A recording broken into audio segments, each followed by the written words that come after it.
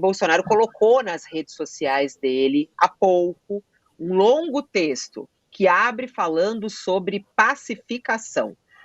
O ex-presidente Jair Bolsonaro falou pela pacificação. É assim que ele abre um texto no Twitter, no antigo Twitter, no X, e diz: lamento e repudio todo e qualquer ato de violência, exemplo do triste episódio de ontem na Praça dos Três Poderes. Apesar de configurar um fato isolado e, ao que tudo indica, ser causado por perturbações na saúde mental da pessoa, que infelizmente acabou falecendo, é um acontecimento que nos deve levar à reflexão.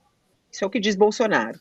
Já passou da hora do Brasil voltar a cultivar um ambiente adequado para que as diferentes ideias possam se confrontar pacificamente e que a força dos argumentos valha mais que o argumento da força. Bolsonaro diz ainda no texto: a defesa da democracia e da liberdade não está consequente enquanto não se restaurar no nosso país a possibilidade de diálogo entre todas as forças da nação. E as instituições têm um papel fundamental na construção desse diálogo e desse ambiente de união. Por isso, diz aqui Bolsonaro no texto, apelo a todas as correntes políticas e aos líderes das instituições nacionais para que, neste momento de tragédia, deem os passos necessários para avançar na pacificação nacional. Quem vai ganhar com isso não será um ou outro partido, líder ou facção política, vai ser o Brasil. Aí ele assina Jair Bolsonaro. Vamos refletir a respeito dessas falas aqui de Jair Bolsonaro, Raquel, porque é muito curioso, porque aí ele chama a atenção para a atuação dos poderes nesse caso. Ele pede pacificação, mas pelo que a gente vê aí, o conteúdo da mensagem desse homem que fez isso é muito aliado ao conteúdo que os apoiadores de Bolsonaro pregam em redes sociais, não é isso, Raquel? Fabíola, o ponto é o seguinte: o que o ex-presidente Jair Bolsonaro está falando da questão do diálogo, da defesa de que o país precisa reduzir a polarização, tá perfeito. Só é muito estranho vindo dele, e vindo no momento em que é ele que precisa de uma anistia. Ele que está para ser indiciado.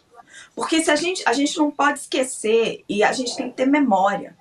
Se a gente puxar tudo que foi o governo de Jair Bolsonaro e todos os ataques que ele fez às instituições, as coisas elas sempre estão concatenadas. Pode ser que as investigações venham a concluir que efetivamente o sujeito que promove todo esse atentado, e aí as investigações vão ter que dizer isso ainda, porque foi um atentado todo muito planejado, né? Você tem um carro que explode, depois você tem um sujeito que enfim, se explode ali na frente do STF. Pode ser que ele realmente seja um doente, né? Que tenha um problema de doença mental. Agora, você tem todo um clima que vai se fazendo, que vai se montando ao longo dos anos, que vai levando as pessoas a esse momento. Então, assim, o que nos garante que, se hoje for feita uma anistia geral, que deixe todos esses crimes impunes, as pessoas que atacavam a democracia lá atrás e os líderes que se utilizavam desses ataques à democracia não voltem a ter este mesmo comportamento? Esse é o nó. Você não pode simplesmente atender a um pedido de diálogo tão amplo, sem nenhum, como se não houvesse nenhuma consequência para o que aconteceu lá atrás e para a sustentação da democracia, e ignorar tudo que aconteceu. E partir do pressuposto que essas mesmas pessoas que se utilizavam do regime democrático para solapá-lo não vão fazer de novo. Então, assim, o discurso é muito bonito, o discurso é perfeito, mas o que nos garantirá que os episódios lá de trás não vão se repetir? Esse é o ponto. Ô, Josias, isso é muito importante, né? Porque o Jair Bolsonaro, o ex-presidente, está pedindo pacificação. E a todo momento, e até o 8 de janeiro, isso é alvo de investigação, você falava agora há pouco, né? Alexandre de Moraes assumiu a investigação a respeito desse caso em Brasília, porque sempre cai uma responsabilidade no colo de Bolsonaro. É possível fazer essa ligação? Bolsonaro, quando vem cedo e logo coloca um texto como esse, cobrando dos poderes uma pacificação, ele tem responsabilidade nessa pacificação que ele prega no início desse texto, Josias? A pacificação, como bem disse o ministro Alexandre de Moraes, Fabiola, passa pela condenação do Bolsonaro. O Bolsonaro é ator desse processo, mas é um ator que não tem voz nele. Um ator, ele está submetido a um inquérito e ele precisa ser condenado, né? Bolsonaro agora defender reflexão diante de um atentado e falar em pacificação, esgrimir essa tese segundo a qual as forças do argumento devem prevalecer sobre o argumento da força, parece que o Bolsonaro está completamente fora de si. Esse Bolsonaro moderado, isto é um personagem, é uma encenação, né? E não merece nenhum crédito. É o mesmo Bolsonaro que dias atrás publicou na Folha de São Paulo um artigo pedindo respeito à democracia. Esse personagem é uma ficção. Ao se explodir na Praça dos Três Poderes, ali de frente do Supremo, esse Francisco Vanderlei Luiz, ele expôs ao Brasil três coisas ruidosas. A primeira é que o 8 de janeiro não acabou. E acabou ganhando agora o adorno tétrico de um cadáver. A segunda coisa é que os membros do alto comando do golpe, que ainda estão impunes, eles desfrutam de uma anistia informal. E essa anistia informal estimula reincidências como essa de ontem à noite. E o terceiro ponto é que a sonhada pacificação do Brasil, agora mencionada pelo Bolsonaro, ela vai ficando obsoleta antes de acontecer. Então nós estamos enfrentando agora esse episódio, o jeito que se autodetonou, 1 ano e 10 meses depois do quebra-quebra, do 8 de janeiro. E foram punidos até agora só os bagrinhos, que organizaram aí nas redes sociais aquela festa da Selma para comer o bolo durante o assalto que fizeram às sedes dos três poderes. E continuam impunes o Bolsonaro, os seus cúmplices.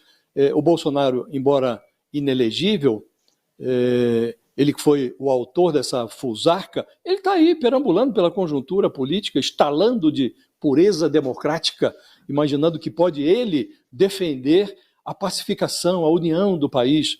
Se você junta, Fabiola, o debate sobre a anistia com a falta de políticos e militares atrás das grades, chega-se a essa mistura que inspira o surgimento do homem-bomba.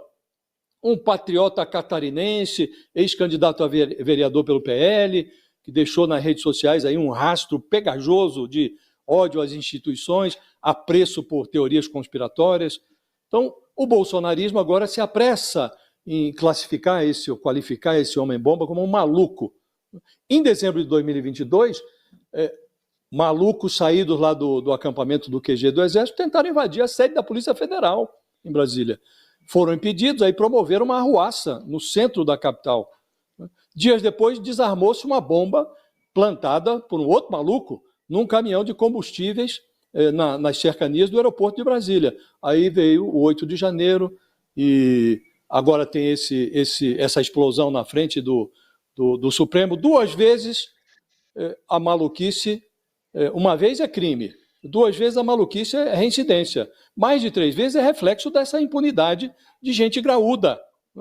Então, ontem já dizia o Bolsonaro, Fabiola, nós comentamos aqui, ele tinha dado uma entrevista, e nessa entrevista, que saiu horas antes desse atentado lá na frente do Supremo, o Bolsonaro disse, ele está contando com a reversão da inelegibilidade dele e vai ser presidenciável enquanto a sua morte política, e foi o que ele disse, a morte política não for anunciada para valer. Então, esse homem-bomba, Fabiola, ele morreu ao fazer o que não devia. Agora, o cadáver convida a autoridade brasiliense a refletir sobre a urgência de fazer o que devem fazer. Então, a Procuradoria-Geral da República, o Supremo, eles estão devendo ao país algumas lápides, entre elas essa lápide política do Bolsonaro. Então, a pacificação não depende do Bolsonaro, Fabiola, depende da punição do Bolsonaro e dos seus cúmplices.